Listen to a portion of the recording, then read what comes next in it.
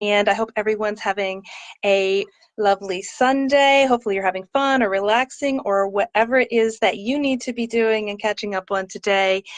And so here's a topic today that I'm bringing to you because I know there are a lot of people who deal with allergies and the sniffling and the sneezing and the coughing and the wheezing and the runny nose and all that not fun stuff. And a lot of people are seeking a natural way to deal with all of that.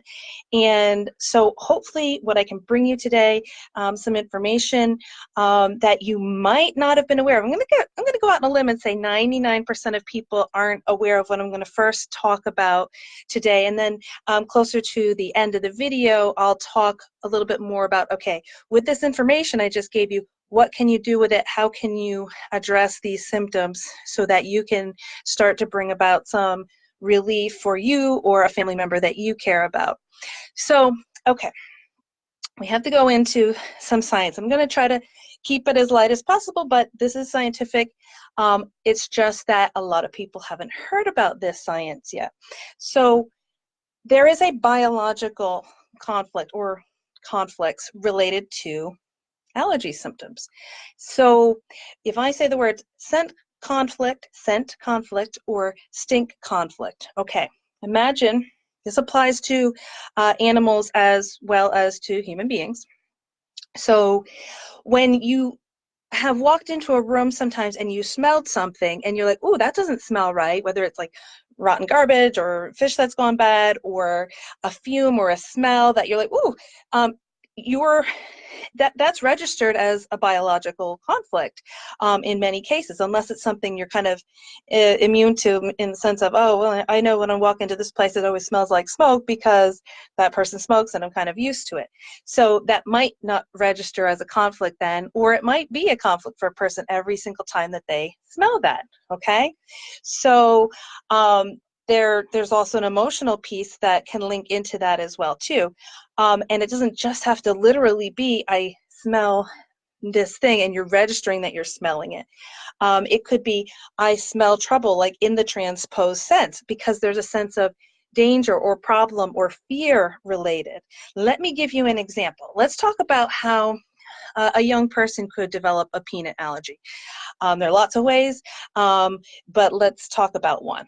Okay, so let's say a young boy could be sitting at the family dinner table, and let's just say his mom and dad have an argument, and he's eating a peanut butter sandwich at the time this happens, and he's, oh my goodness, they're fighting.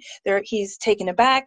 This is frightening to him, or unsettling at least, and so the smell of the peanut butter, okay, then becomes something where he has this stink or scent conflict. Is like your body's registering what it's smelling, and your smell is very involved in your taste, okay? So now every time he eats peanut butter, he goes into this red alert phase, okay? So actually when the conflict is activated, you're actually losing some cells in the nasal mucosa area, and when you start to resolve that, those cells start to rebuild back up. Now there's a function with all of that involved, but like I said, I'm going to keep it as simple as possible here today just to give you an overview of this, okay? So, and when those cells start to regenerate and replace the ones that were lost during the conflict, okay, even if it's very brief, okay, then that's when you get the symptoms actually in the healing of the conflict or the resolution of the conflict. Okay, so how else? How about like people who have, let's say, what is pollen, things like that, allergies to all of that. So here's a good example, and this is why a lot of times people grow out of their allergies. And let's say, you know, kids are playing and they're tackling out in the yard, and there's like the flowers and the pollen, and it's springtime, and say the one kid gets hurt, okay, or a little bit. It doesn't have to be majorly injured, but, or maybe feels like, oh, I'm the small kid and I'm getting tackled by all these other bigger kids. Now that the smells in the air, even though it might not be registered on a conscious level, then become, oh, look, I'm walking into red alert territory because there could be a danger here. There could be a problem here. I need to be on guard. And boom, the allergies kick in. Boom. It could happen with dogs easily. For example, people could have a lot of allergies to really any animal that they're used to being around. But I think dogs in particular, because they can be, can scare a little kid, even if it doesn't actually bite them. It could scare them by kind of getting in their face or being bigger than the child. So there are so many things, and adults can get allergies too, but a lot of times we see them happen in earlier ages, or starting in earlier ages, and you see some people outgrow them because, you know what, they move out of the environment where all those triggers were. Okay, it's not just not being in the environment that helps to obviously not have those symptoms re-triggered, but people overcome certain fears, and there are ways to be able to deprogram the mind-body response. Okay. And so this is powerful. EFT is a really wonderful tool, which is EFT tapping. I know a story of somebody who had, I don't remember where I picked this story up. It might have actually been through German New Medicine training, or maybe I read about it, but there was some person who had a hazelnut allergy, and there was a story from way back in childhood where there was a problem associated with the hazelnut tree, being around the tree or eating the nuts. I can't remember exactly, but clearly there was an issue that was happening at the same time. And so the way that the person was able to resolve it, I think they had done a combination of tapping, but also just the awareness of the issue and making the connection actually just broke the link to it. And so the person was able then to resume eating hazelnuts and without any problem. Now, I wouldn't recommend just going and doing that if you don't have a way to, if you don't know how to address it yet. Obviously seek help for that, and don't do that on your own, because we don't want anybody having problems with, oh, I'm going to eat the thing that makes me, go into, asthmatic wheezing or something. No, we don't want that. But there is a way to address it and approach it.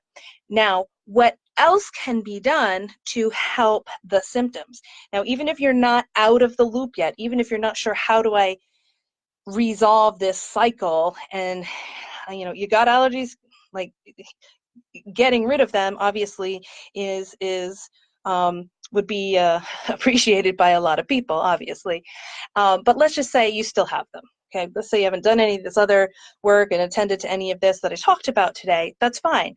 But can you do things that help to relieve the symptoms and make that healing phase, which feels like not healing, but it is a healing phase? Is there anything that you can do to resolve that, not resolve it, but bring relief and cool that down and help you feel better? Absolutely.